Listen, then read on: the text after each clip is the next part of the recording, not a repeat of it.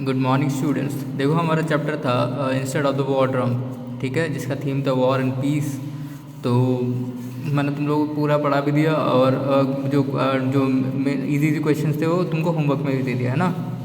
अब जो main question answer थे वो हम लोग कर लेंगे, उसके बाद ये चैप्टर फिनिश हो जाएगा, ठीक है। तो स्टार्ट करते हैं। तो पहला क्वेश्चन है तुम्हारा ये वाला,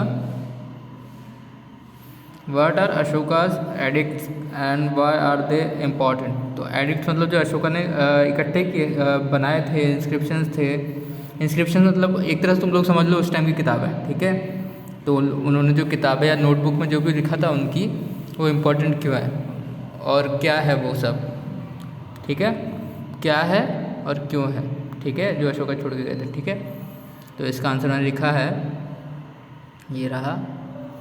ऑल द 33 इंस्क्रिप्शंस, जो 33 इंस्क्रिप्शंस थी, इंस्क्रिप्शन तो तुम लोग ले लो उस टाइम की नोटबुक्स, ठीक है, उस टाइम की नोटबुक्स, ठीक है। जो 33 इंस्क्रिप्शंस थी that have been found on pillars, on boulders and it caves are referred to as Ashoka's edicts, ठीक है। तो जो 33 इंस्क्रिप्शंस थी जो कि कहाँ मिली थी, पिलर्स पर। पिलर्स मतलब जो मैंने तुमको बताया था कि जो स्तंभ होते हैं, जैसे खंबे तुम लोग समझ लो, तो उस टाइम जो स्तंभ होते थे वो इलेक्ट्रिसिटी पास करने काम नहीं आते थे, उनके ऊपर चीज़ें लिखी जाती थी। जैसे अशोक स्तंभ है तुम्हारा, वो तुम्हारा जो नोट वगैरह पर हो वो भी अशोका ने ही बनवाया था, ठीक है। बोल्डर्स मतलब चट्टान के टुकड़े, बड़े बड़े चट्टान, और केव्स मतलब गुफाओं में जो पेंटिंग बना के बताया जाती बात, वो वाली चीज़। पेंटिंग मतलब नॉर्मल चीज़ जो आदिवासी बनाते हैं वो वाला, ठीक है। Are refer to as Ashoka's edicts, उनको कहा जाता है अशोका की एडिक्ट्स, ठीक है। They are important because they proclaim, वो अब वो दूसरा क्वेश्चन ये कर रहा है कि वो इम्पॉर्टेंट क्यों है, तो हम लोग उसका जवाब दे रहे हैं, दे आर इम्पॉर्टेंट, वो ज़रूरी है क्योंकि वो बताते हैं अशोका क्या, अशोका का विश्वास बताते हैं बुद्धिस्ट प्रिंसिपल्स में। जो बुद्धिज़्म विचार हैं उनमें अशोका का विश्वास बताते हैं। तुम लोग चाहो तो ये भी लिख सकते हो, they proclaim Ashoka's belief in Buddhism, they proclaim Ashok about Buddhism, ठीक है। सब सही है, ठीक है। बाकी तुम लोग को जो इजी पड़े वो लिख देना, ठीक है। क्वेश्चन नंबर 2 देखते हैं अब। क्वेश्चन नंबर 2 है,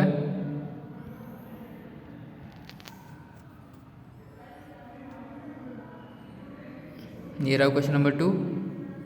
वाई वॉज चांद Ashoka a well deserve nickname for Ashoka.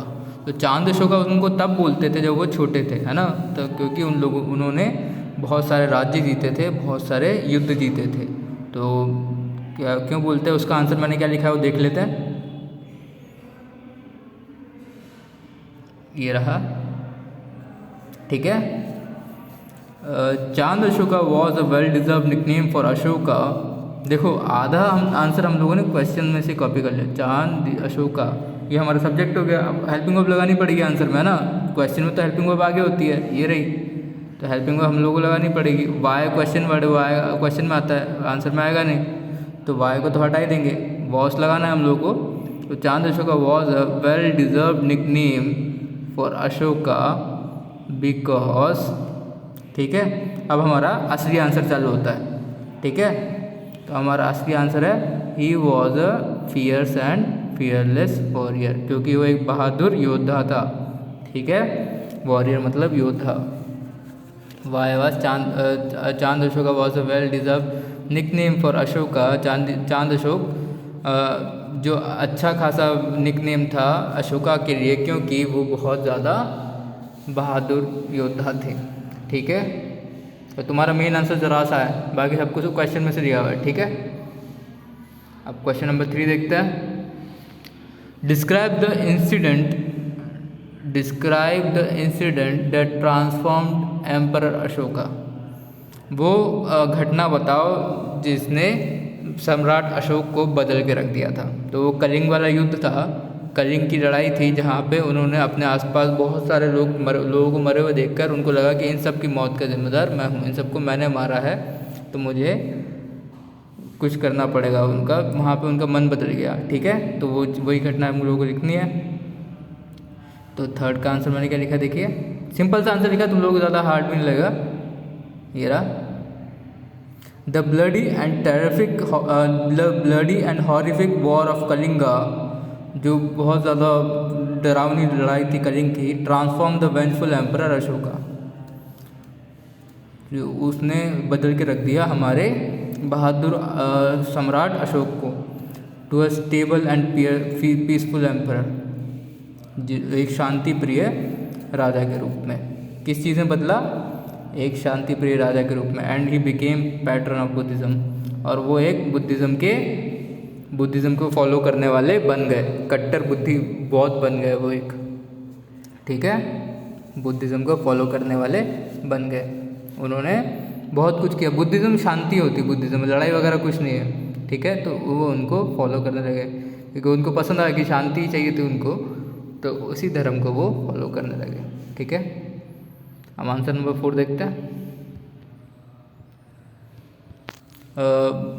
What were the ways that Emperor Ashoka adopted to avoid violence? इतना तुम लोग देख लो, वो ऑल टुगेदर को छोड़ो।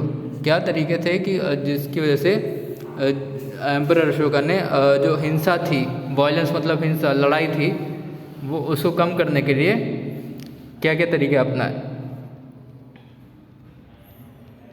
तो देखते हैं इसका answer.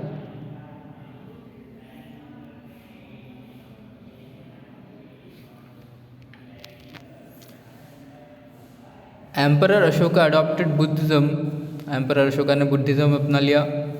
He made it the state religion, उन्होंने इसको अपने नगर का रिलीजन बना दिया, धर्म बना दिया। ही बैंड हंटिंग, उन्होंने शिकार पर रोक लगा दी। He even urged his subjects to stop eating meat and turn vegetarian, उन्होंने अपने जो उनकी जनता थी, सब्जेक्ट्स मतलब उनकी जनता, उनको बोला कि मीट खाना बंद कर दें और शाकाहारी बन जाए। तो ये सब उन्होंने अपनाए थे। हिंसा, वायलेंस, हिंसा को कम करने के लिए ये चीज़ें उन्होंने अपनाई थी, ये तरीके उन्होंने अपनाए थे, ठीक है। क्वेश्चन नंबर 5 ये रहा, what is the living proof of emperor Ashoka change of heart? तो देखो, एम्परर अशोका के change of heart, emperor Ashoka के मन के बदलने का जो अभी भी प्रूफ है वो क्या है? तो इसका आंसर हम लोग को चैप्टर के लास्ट लाइन में मिल जाता है। ये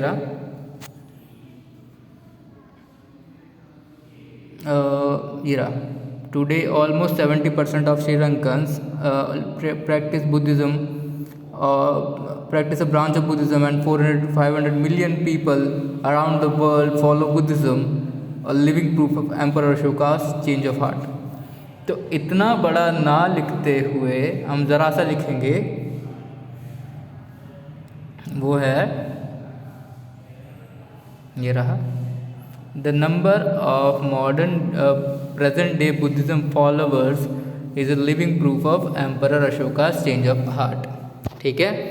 जितने लोग आज बुद्धिज़्म फॉलो कर रहे हैं वो एक जीता जागता प्रूफ है अशोका के मन के बदलने का, जीता जागता तथ्य है, प्रूफ मतलब तथ्य अशोका के मन के बदलने का, कि वो बहादुर योद्धा से एक शांति प्रिय राजा और एक बौद्ध धर्म में मानने वाले कैसे बने, ठीक है।